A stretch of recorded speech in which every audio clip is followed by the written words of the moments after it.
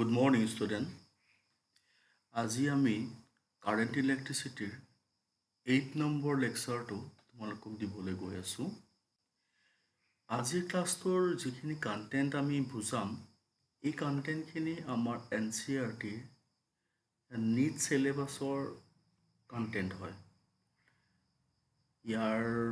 এই টপিকখিনি আমাৰ NCERT board লেভেলৰ আণ্ডাৰত নাহে, তো আমি বেচিকেলি নীট আৰু JEEৰ কাৰণে আমি এই কণ্টেণ্টখিনি পঢ়িম। তো কণ্টেণ্টখিনি আৰম্ভ কৰিবলৈ যাওঁতেই মই তোমালোকক কৈছোঁ যে আগত আমি যিমানকেইটা লেকচাৰ্ছ 1, 2, 3, 4 তাত আমি থিয়ৰী ক্লাছেছখিনি আমি কৰি থৈছোঁ। সেই থিয়ৰী ক্লাছেছৰ পিছতে আমি Assam higher secondary council, CBSE বৰ্ডৰ কুৱেশ্যনছ আৰু নীটৰ আমি কুৱেশ্যনছ 2020 পৰা 2012লৈকে আমি ছল্ভ কৰিলোঁ। তো আজিৰ ক্লাছটোত আমি 8 নম্বৰ লেকচাৰটোত আমি নীট কণ্টেণ্টখিনি পঢ়িব গৈ আছোঁ কাৰেণ্ট ইলেক্ট্ৰিচিটি। আৰু এই কণ্টেণ্টখিনি শেষ হ'লে আমাৰ কাৰেণ্ট ইলেক্ট্ৰিচিটিৰ থিয়ৰী কণ্টেণ্ট আমাৰ শেষ হ'ব। তো আমি আৰম্ভ কৰিবলৈ গৈ আছোঁ হিটিং ইফেক্ট অফ কাৰেণ্ট। এতিয়া হিটিং ইফেক্ট অফ কাৰেণ্ট বুলি কওঁতে যেতিয়া আমি কোনোবা এটা ইকুইপমেণ্টৰ মাজেৰে আমাৰ কাৰেণ্ট ফ্ল' হ'ব, এডাল কণ্ডাক্টৰৰ মাজেৰে আমাৰ কণ্টিনিউৱাছলি কাৰেণ্ট ফ্ল' হৈ থাকিব। আফটাৰ ছাম টাইম কণ্ডাক্টৰডাল হিট হ'ব, ঠিক আছে?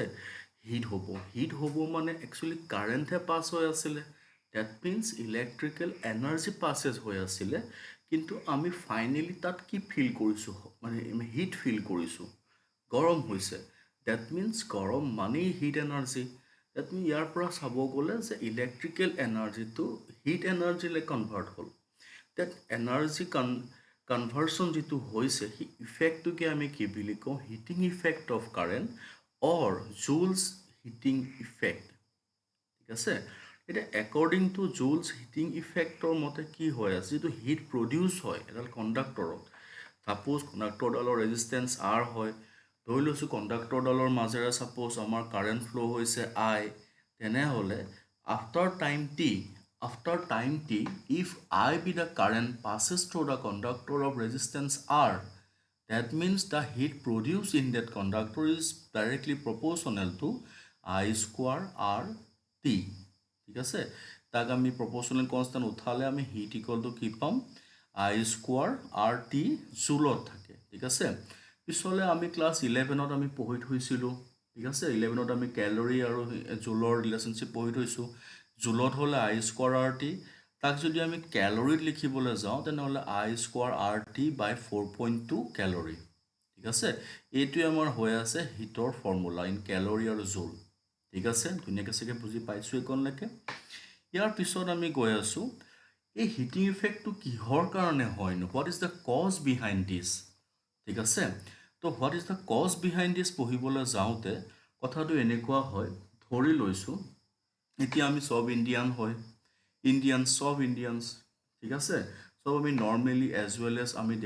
ডে টু ডে লাইফ আমি এজ এ হ'ল গৈ আছে, চলি আছে, ৰানিঙত আছে। যেতিয়াই পাকিস্তানৰ লগত বা চাইনাৰ লগত আমাৰ এটা ৱাৰ পৰিৱেশ হৈ যায়, আমি এক্সাইটেড হৈ যাওঁ, এক্সট্ৰা এমাউণ্ট অফ হিট আমাৰ বডিত প্ৰডিউচ হয়, ঠিক আছে? সেই তেনেকুৱা কেছটোতে একচুৱেলি হয় কি, হিটিং ইফেক্টটো সেইটো এটা কজ, দ্য অভাৰ এক্সাইটেড, ঠিক আছে? এইটো কিয় হয় চোৱা, ছাপ'জ এডাল কণ্ডাক্টৰ আমাৰ আছে, এডাল কণ্ডাক্টৰ যদি তুমি পটেঞ্চিয়েল ডিফাৰেঞ্চ এপ্লাই কৰিবা, পটেঞ্চিয়েল ডিফাৰেঞ্চ এপ্লাই কৰিলে কণ্ডাক্টৰডালত ইলেক্ট্ৰনছ ইলেক্ট্ৰিক ফিল্ডৰ অপজিটত মুভ কৰে, ঠিক আছে? যেতিয়া পটেঞ্চিয়েল ডিফাৰেঞ্চটো পাই যায়, ইলেক্ট্ৰন মুভ কৰিবলৈ ধৰে, ইলেক্ট্ৰন গেটিং এক্সিলাৰেটেড, ঠিক আছে? যেতিয়া ইলেক্ট্ৰন এক্সিলাৰেটেড হয়, দেন এই যে এক্সিলাৰেটেড হ'বলৈ ধৰে তাত এটা extra amount of kinetic energy তাৰ বডিত প্ৰডিউচ হয়, ঠিক আছে? যদি এক্সট্ৰা এমাউণ্ট অফ কাইনেটিক এনাৰ্জিটো সি পাই যায়, সি গৈ পেলাই কি কৰে, এজ এ হ'ল কলিজন কৰে, কলাইড হয়, ঠিক আছে? কলাইড যেতিয়া হয়, কলাইড হোৱাৰ লগে লগে ষ্ট্ৰাইকবিলাক হয়, ষ্ট্ৰাইক হোৱাৰ লগে লগে এটা য'ত ধৰক নৰ্মেলি সি ফ্ল' হ'লহেঁতেন, এতিয়া গেটিং এক্সাইটেড হোৱাৰ লগে লগে সেই কলিজনছবিলাক যেতিয়া হৈছে, হোৱাৰ কাৰণে তাত এটা এক্সাইটেশ্যন এনাৰ্জি এটা প্ৰডিউচ হয়, ঠিক আছে? সি এক্সাইটেড এক্সট্ৰা যিটো এমাউণ্ট অফ এনাৰ্জি, সেই এক্সট্ৰা এমাউণ্ট অফ এনাৰ্জিটোৱে কি হয়, হিট এনাৰ্জিলৈ কনভাৰ্ট হৈ যায়, ঠিক আছে মানে ফাইনেলি ঘূৰি পকি ইয়াৰ কথাটো হৈছে কি গেটিং এক্সিলাৰেশ্যনটোৱে তাৰ হৈছে main cause of heating effect এতিয়া আমি নোটত কি দিছোঁ চোৱা when a potential difference is applied across the end of a conductor ঠিক আছে বুজি পাইছোঁ আমি আৰু কণ্ডাক্টৰ across potential difference আমি এপ্লাই কৰিলোঁ an electric field is set up then obviously এখন electric field set up হ'ব ঠিক আছে inside the conductor হৈছে the free electrons present in the conductor get accelerated in a direction opposite to the electric field সেইটো আমি গম পাওঁ যে এতিয়া ইলেক্ট্ৰিক ফিল্ড এপ্লাইড হয় ইলেক্ট্ৰিক ফিল্ড অবভিয়াছলি জেনাৰেট হ'ব potential difference apply কৰিলে কাৰণ v equal to e by l formula আছে then যেতিয়া ইলেক্ট্ৰিক ফিল্ড ইনসাইডত মানে প্ৰডিউস হ'ব হোৱা লগে লগে ইলেক্ট্ৰিক ফিল্ডখন অপজিটত ইলেক্ট্ৰনখিনি মুভ কৰিব ঠিক আছে and acquire kinetic energy then অপজিটত মুভ কৰা মানে কাইনেটিক এনাৰ্জি পাব this kinetic energy is in addition to the সেইটোৱে ক'লে this energy is in addition to the kinetic energy due to thermal motion সেই যে মুভমেণ্ট যে হ'ল মুভমেণ্ট হোৱা মানেতো বডি এটা আমিয়ে যেনিবা দৌৰি 10 মিনিট দৌৰি দিলে আমাৰ বডিটো এক্সট্ৰা হিট হৈ যায় নাযায় নৰ্মেলি বডি হিট আছিলেই আৰু সেই মুভমেণ্টৰ কাৰণে বডিত আৰু এটা হিট প্ৰডিউচ হৈ যায় হয়নে তেনেকুৱা কেছ মানে ঠিক আছে due to thermal motion this accelerated electrons collide with the ions due to this amplitude of vibrations of crystal lattice increases and consequently the temperature of the conductor rises যেতিয়া আমি 10 minute দৌৰিবলৈ লওঁ বডিৰ আমাৰ বডিটোৰে কি হৈ যায় মলিকুলছখিনি এটমছখিনি আমাৰ বডিটোতে কি হৈ যায় হিট হ'বলৈ ধৰে হয়নে নহয় সিমিলাৰলি ইয়াতো কি হৈ যায় টেম্পাৰেচাৰ বডিত কণ্ডাক্টৰটো বাঢ়িবলৈ ধৰে and does the conductor gets heated due to flow' of electric current through it হৈছে এনেদৰে ইলেক্ট্ৰিক কাৰেণ্টৰ কাৰণে কণ্ডাক্টৰডাল হিট হ'বলৈ ধৰে ধুনীয়াকৈ চাগে বুজি পালা ঠিক আছে কজটো কি ইয়াৰ পিছৰ টপিকটো আছে হিট প্ৰডিউচ বাই ইলেক্ট্ৰিক কাৰেণ্ট ঠিক আছে হিট প্ৰডিউচ বাই ইলেক্ট্ৰিক কাৰেণ্ট ডেট মিন জুলছ লটো পঢ়িবলৈ গৈ আছোঁ এতিয়া জুলছ লটো পঢ়িবলৈ যাওঁতে জুলছ ল পঢ়াৰ আগত আমি এক্সপ্ৰেশ্যন উলিয়াই ল'ব লাগিব এতিয়া আমি এটা কণ্ডাক্টৰ ধৰিলোঁ কণ্ডাক্টৰৰ ৰেজিষ্টেঞ্চ কিমান আছে কেপিটেল আৰ পটেঞ্চিয়েল ডিফাৰেঞ্চ কিমান এপ্লাই কৰিছোঁ ভি ভল্ট এপ্লাই কৰিছোঁ ক'ত এপ্লাই কৰিছোঁ and of the conductor where কি হৈ আছে কাৰেণ্ট আই ফ্ল' হৈছে ঠিক আছে আৰু তাৰপিছতে আমি গৈছোঁ লেট টি বি দা কি হৈ আছে let T be the time for which the current flows through the conductor ধুনীয়াকৈ বুজি আছা এতিয়া এইটো এ বি কণ্ডাক্টৰ ৰেজিষ্টেঞ্চ কিমান আছে আৰ আছে কাৰেণ্ট আই গৈছে ভল্টেজ ভি এপ্লাই হৈছে যেতিয়া amount of charge flows through the A to B কি হ'ব ছাপ'জ কিউ এইটো কাৰেণ্ট আই গৈছে টি টাইমৰ কাৰণে চাৰ্জ কিউ হ'ব ধৰি লৈছোঁ এ আৰু বি মাজত potential V the total work done carrying the charges from A to B কি হ'ব W equal to V Q formula মাৰটো Q equal to I T তেনেহ'লে ডব্লিউ ইকুৱেল কি পালোঁ ভি আই টি ঠিক আছে সেই ৱৰ্ক ডানখিনি হৈ আছে হিট ভি ইকুৱেল টু আমি আই আৰ ফৰ্মুলা পাই থৈছোঁ তেনেহ'লে আই আৰ আছিলেই ঠিক আছে এই ভি জেগাত আমি আই আৰ বহাই দিছোঁ দেখিছেনে ভি আছে আই আৰ বহালোঁ আই টি মানে আই স্কোৱাৰ আৰ টি আমি আৰ্টৰ ফৰ্মুলা পালোঁ ৱৰ্ক ডান বা হিটৰ হৈছে তাৰপিছত সেই ৱৰ্ক ডানখিনিকে ইলেক্ট্ৰিক ৱৰ্ক বুলি কয় এতিয়া এই এজ এ হ'ল সেই ৱৰ্ক ডানখিনি ইলেক্ট্ৰিক ৱৰ্ক বুলিতো কয় সেই ইলেক্ট্ৰিক ৱৰ্কখিনি এজ এ হিট হিচাপে ষ্ট'ৰ হয় তেনেহ'লে হিট মানে কিমান পালোঁ আই স্কোৱাৰ আৰ টি আকৌ আই ইকুৱেল আমি ভি বাই আৰ ফৰ্মুলা পাই থৈছোঁ দেন আই জেগাত আমি ভি বাই আৰ হোল স্কোৱাৰ পুট কৰিলোঁ ভি স্কোৱাৰ বাই আৰ টি পাম আমি আৰু এটা ফৰ্মুলা পালোঁ হৈছে এইখিনি আমি হিট এনাৰ্জিৰ এক্সপ্ৰেশ্যনহে উলিয়ালোঁ এতিয়ালৈকে আমি লটো পঢ়াই নাই লটোনো কি ইয়াত ভি স্কোৱাৰ আছে আৰ আছে টি আছে বা আই স্কোৱাৰ আৰ টি আছে মানে heat energy is directly proportional to current heat energy is directly proportional to কি হৈ আছে resistance heat energy is directly proportional to time similarly heat energy is directly proportional to voltage ঠিক আছে সেইকেইটা পইণ্টকে আমি ক'ম এতিয়া যে জুলছ ল কি হৈ আছে it is stated that the heat produce in a conductor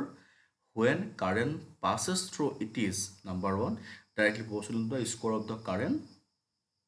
for a given r a2 I square rt মানে হিটৰ লগত I square directly proportional তাৰপিছত দিছে directly proportional to the resistance for given I এইটো দেখিছাই r আছে নাই আছে হিটৰ লগত r directly proportional 3 নম্বৰ পইণ্টটো আছে directly proportional to the time মই মাত্ৰ ক'লোৱে আৰু এইটো টাইম t লগত h আছে directly proportional ঠিক আছে সেই এক্সপ্ৰেশ্যনটোকে আমি ধুনীয়াকৈ ল হিচাপে পঢ়িলোঁ হৈছে বুজি পালা এতিয়া আমি গৈ আছোঁ ইলেক্ট্ৰিক পাৱাৰনো কি হৈ আছে it is the rate of doing electric work হৈছে এইটো আমি ক্লাছ 9 মানতো পাইছোঁ আৰু ইফালে আমি ক্লাছ 11ত ৱৰ্ক এনাৰ্জি পাৱাৰটো পঢ়িছোঁ যে rate of doing work is কি হৈ আছে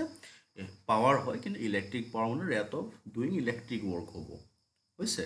তেনেহ'লে আমি ইলেক্ট্ৰিক এনাৰ্জিটো পাই থৈছোঁ W equal to V I T power কিমান হ'ব W by T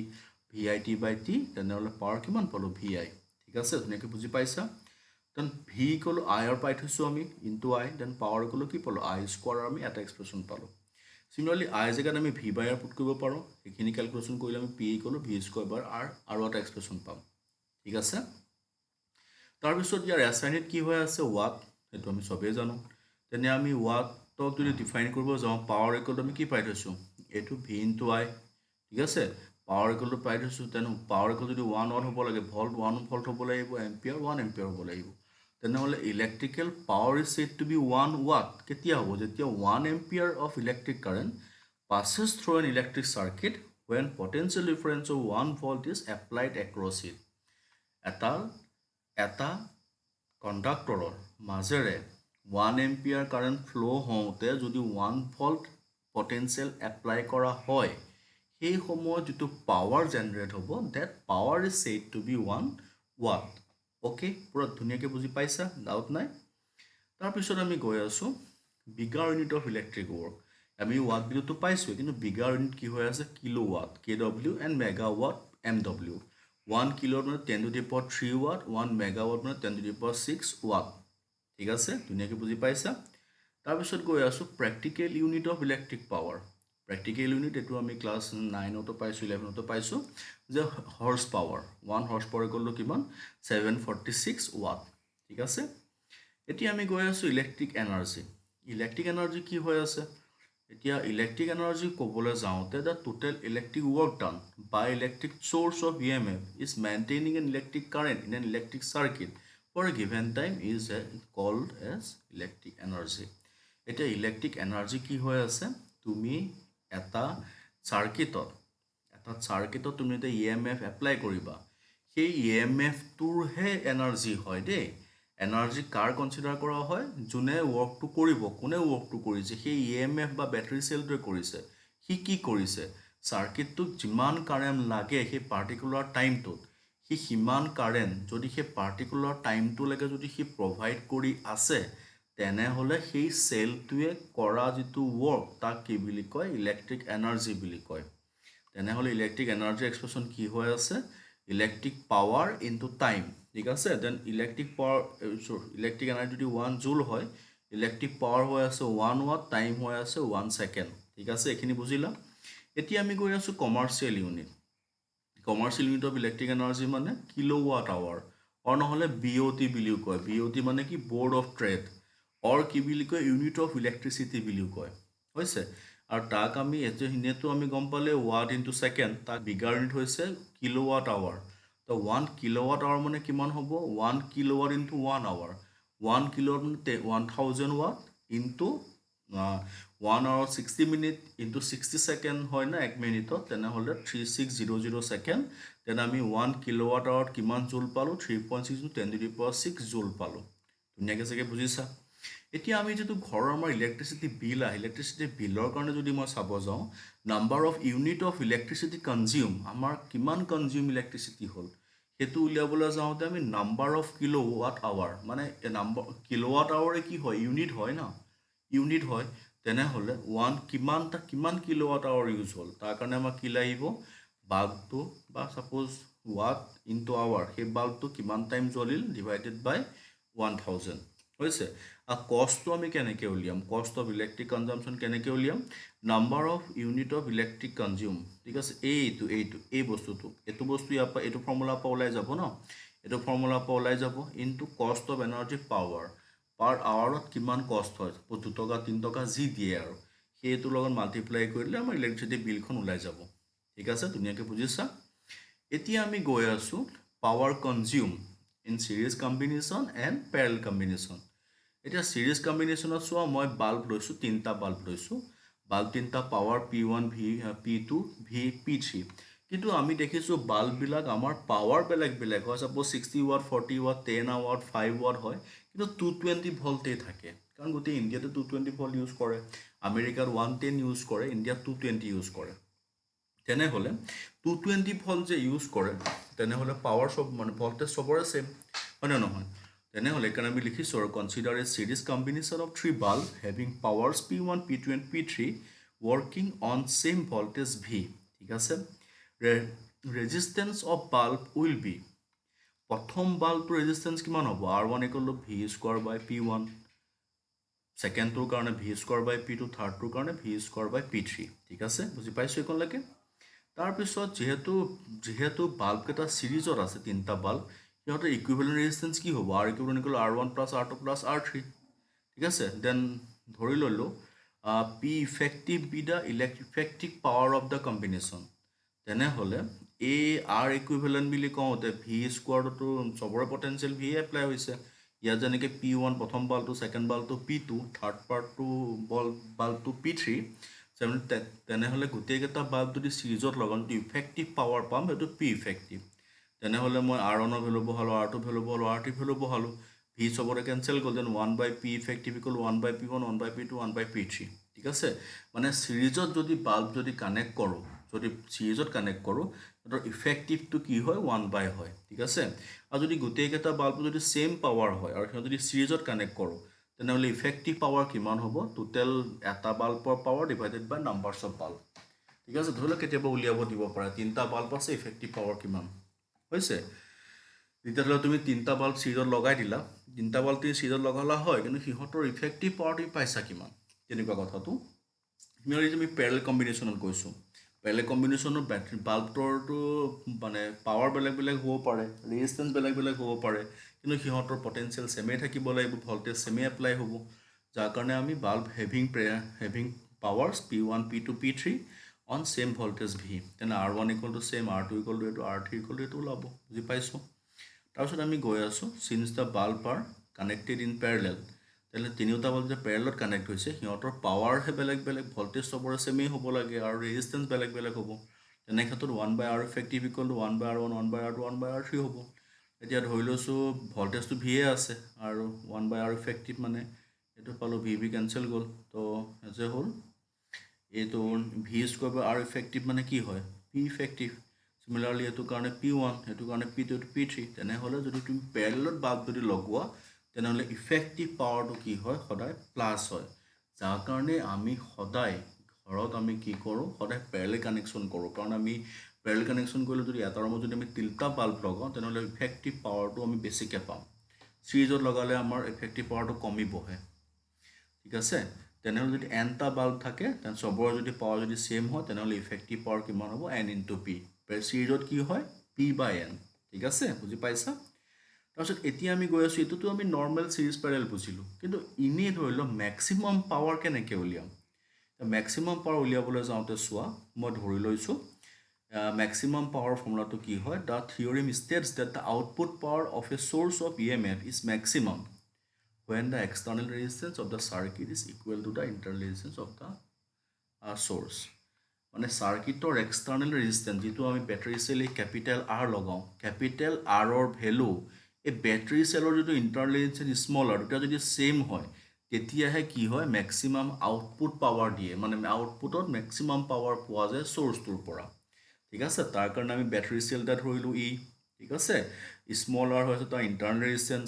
capital R হৈ আছে তাৰ এক্সটাৰ্নেল ৰেজিষ্টেঞ্চ। তেনেহ'লে total resistance of the circuit কিমান হ'ব? এই কেপিটেল R স্মল R কিহত আছে? ছিৰিজত আছে না, R + স্মল R। এতিয়া চাৰ্কিটৰ মাজেৰে কাৰেণ্ট কিমান গৈছে? I কাৰেণ্ট গৈছে। তেনেহ'লে ইফ I = কিমান হ'ব? টোটেল EMF বাই টোটেল ৰেজিষ্টেঞ্চ। ঠিক আছে, বুজি পাইছোঁ এইকণলৈকে? তেনেহ'লে I = E/R + R। ঠিক আছে, তেনেহ'লে power output of the resistance, output power কিমান পাম? Power = I² R। ফৰ্মুলা আছে আমাৰ হাতত, I ভেলু আমি ইয়াৰ পৰা পুট কৰিলোঁ ইনটু R। ঠিক আছে, তাৰপিছত আমি গৈ আছোঁ E² by R + R whole square. ঠিক আছে, ইনটু কেপিটেল R আছে, তো ইয়াত তোমাৰ capital R then E² R by এইকণ দেখিছা যে এইকণ তুমি যদি চোৱা, ইয়াত তুমি চোৱা হা, ইয়াত তুমি যদি কৰিব যোৱা R² plus small R² plus twice small R capital R। ঠিক আছে, ইয়াত তুমি যদি কি কৰা r square plus small r square minus twice small r capital r লিখা মানে কি মাইনাছ টাৰ্ম এটা লগাই দিলে না নাই দেন ইকুৱেশ্যনটো ইকুইভেলেণ্ট হ'বলৈ হ'লে ইফালে প্লাছ টুৱাইছ r এটা লগাব লাগিব অলৰেডি ইয়াৰ কাৰণে প্লাছ টুৱাইছ r এটা আছে নাই যাৰ কাৰণে ফাইনেলি গৈ পেলাই ইয়াক মই এইটো এক্সপ্ৰেশ্যন লিখিব পাৰিম তোমালোকে এইটো যদি ভাঙি দিয়া ঘূৰি পকি এইটোৱে পাবা ঠিক আছে এইটো তুমি লিখিলা এইটো লিখোতে এই এক্সপ্ৰেশ্যনটো মিনিমাম পাৱাৰ মেক্সিমাম হ'বলৈ হ'লে এক্সপ্ৰেশ্যনটো মিনিমাম হ'বলৈ হ'লে r মাইনাছ r এই টাৰ্মটো যদি নাইকিয়া হৈ যায় তেনেহ'লে মেক্সিমাম মানে এই টাৰ্মটো মিনিমাম হৈ যাব তেতিয়া এই কাৰেণ্টটো কি পাম মেক্সিমাম পাম চৰি পাৱাৰটো তেনেহ'লে power output will be maximum কেতিয়া যেতিয়া r minus r equal two 0 মানে r equal two small r যদি হয় তেনেহ'লে পাৱাৰ কি পাম মেক্সিমাম পাম ঠিক আছে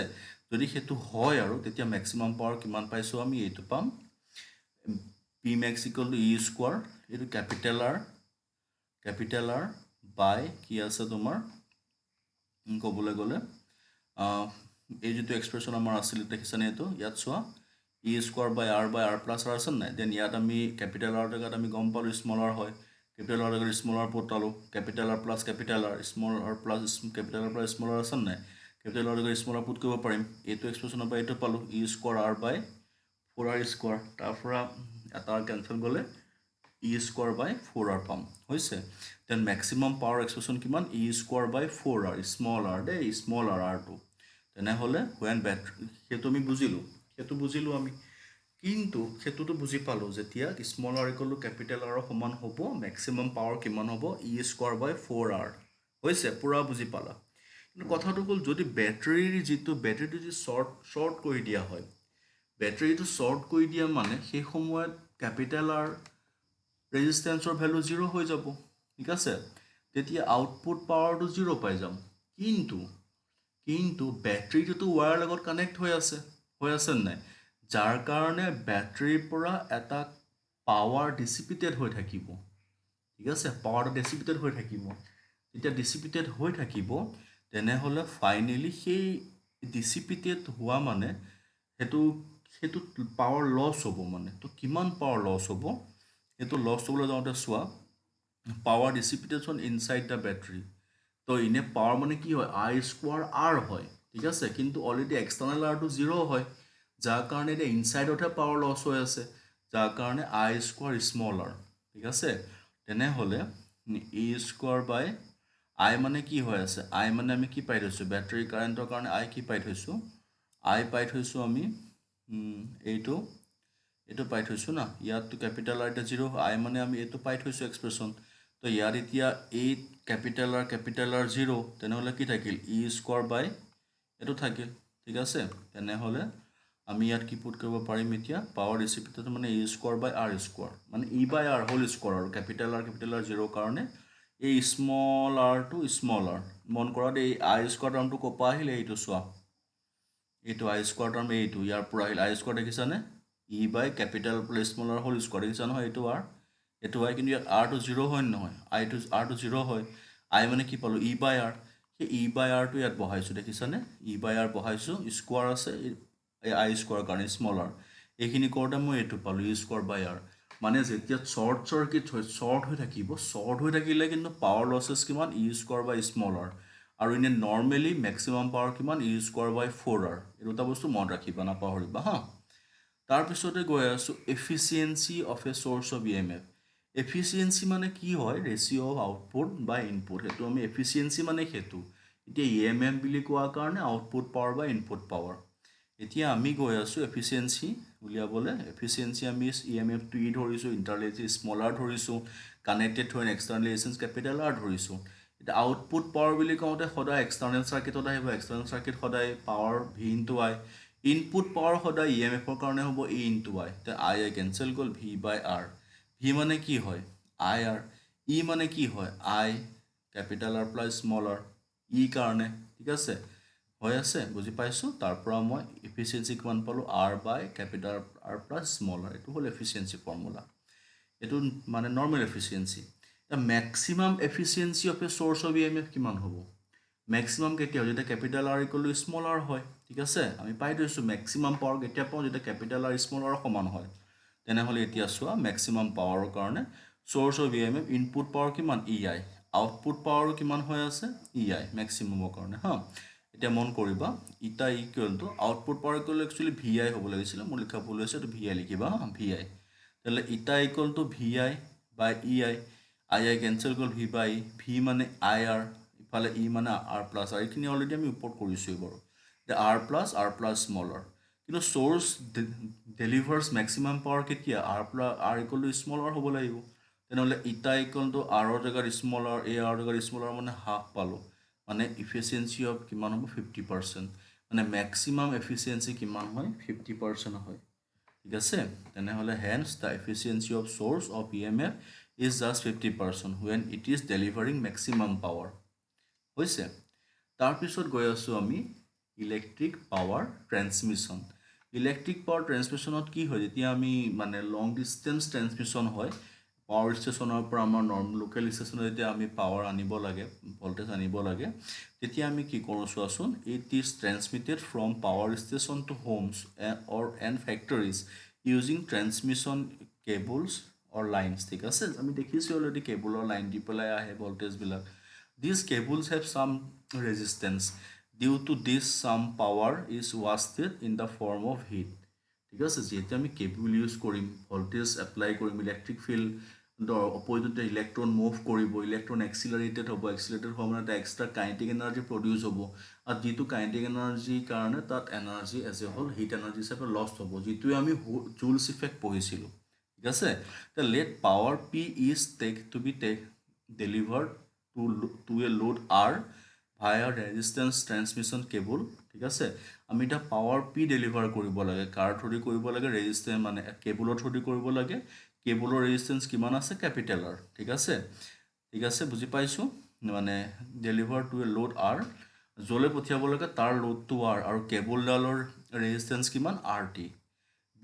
if V is the কি হৈ আছে ভোল্টেজ across load R ঠিক আছে ভোল্টেজ লোড আর আমি যত লোডটো মানে সাপ্লাই দিম এই লোডটো এটা আসলতে রেজিস্ট্যান্স থাকে সাপোজ আমার ধরো যিকোনো ইকুইপমেন্টস আমি গ্যালভানোমিটাৰৰ ৰেজিস্ট্যান্স থাকে তেনেকে যত আমি লোডটো যত পৰিব তাৰ ৰেজিস্ট্যান্স থাকে তাৰ R ওয়াৰ্ডালৰ ৰেজিস্ট্যান্স RT আৰু যত লোডটো প্লেস কৰি মানে যত লোডিং হ'ব তাৰ ভোল্টেজ কিমান V আৰু কাৰেন্ট কিমান ফ্লো হৈছে I ফ্লো হৈছে ইনে পাৱাৰ ইকুৱেল কিমান হয় V into I ঠিক আছে এটা পাৱাৰ ডিসিপিটেশন ইন ট্ৰান্সমিশন কেবলৰ এটা পাৱাৰ ডিসিপিটেশন মানে ট্ৰান্সমিশন কেবলত কিমান পাৱাৰ লষ্ট হ'ব ট্ৰান্সমিশন কেবলতো পাৱাৰ লষ্ট হ'ব এটা হে লষ্টটো কাৰণে কাৰেন্ট সাপোজ I ফ্লো হৈছে কিন্তু ওয়াৰ্ডালৰ ৰেজিস্ট্যান্স কিমান ধৰি লৈছো RT ঠিক আছে এটো হৈ আছে ডিসিপিটেড পাৱাৰ তেনে পাৱাৰ I মানে কি হৈছে P by V into RT হৈছে এটো হৈছে এক্সপ্ৰেছন এটো হৈছে পাৱাৰ ডিসিপিটেশন পাৱাৰ এখানে ডিসিপিটেশন পাৱাৰ কাৰ ওপৰত ডিপেন্ডেন্ট ভোল্টেজৰ ওপৰত ডিপেন্ডেন্ট যিমানে ভোল্টেজ হাই হ'ব সিমানে কি হ'ব পাৱাৰ ডিসিপিটেশনটো কি হ'ব কমি যাব ঠিক আছে তো ফাইনালি কি ইনভাৰ্সলি প্ৰপৰ্শনাল হয় hence power wasted in the transmission cable is inversely proportional to the square of the voltage সেই কাৰণে তোমাৰ কি হয় যিমানে হাই ভোল্টেজ আহিব সিমানে পাৱাৰটো লষ্ট হয় ঠিক আছে মানে কম লষ্ট হয় ইনভাৰ্সলি স্কয়াৰ প্ৰপোৰ্শনাল না যাৰ কাৰণে আমাৰ যিবিলাক লং ডিসটেন্স কেবল থাকে যেলৈ পথাৰৰ মাজেদি হাই টেনশন লাইট বিলাক আহে 11000 ওয়াট এনেকুৱা আহে এই তাত হাই ভোল্ট আনা হয় কিয় তেতিয়া পাৱাৰ লসেসটো কম হয় কাৰণে ঠিক আছে তো এই গুটি লেকচাৰছটো মই তোমালোকক আজি এৰেঞ্জ কৰি পেলাই দিলো ঠিক আছে এই গুটি বস্তু কিন্তু তোমালোকে একবাৰ ভালকে চাই পেলাবা হ'ব ভালকে চাই পেলাই কিবা ডাউট থাকিলে মোক সুধি লবা হৈছেনে আশা কৰিছো মই সকলোৱে চাগে ভালকে লেকচাৰটো বুজি পাইছা আৰু এটো লেকচাৰ আমাৰ আজকল এনসিআৰটিৰ মানে লগত কথা নাই আমাৰ যেটো নিট সিলেবাস আছে নিট আৰু জেই মেথৰ যেটো সিলেবাস তাত এই কন্টেন্টখিনি আছে পাৱাৰ লসেস সেই কাৰণে আমি এনসিআৰটি বেসত যদি আমি কাম বোৰ্ডৰ পেপাৰ সলভ কৰো তাত আমি এই কোৱেশ্চনছ বিলাক আমি টপিকৰ ওপৰত নাপাও মানে ঠিক আছে তো আজি মই এৰেঞ্জ কৰি দিলো আশা কৰিছো সবৰে ভাল হ'ব সবে ভালকে পঢ়া আমি নগাঁৱত থাকি আমি নগাঁৱৰ লগতে অসমৰ নাম আমি হলু জ্বলাব লাগিব থ্যাংক ইউ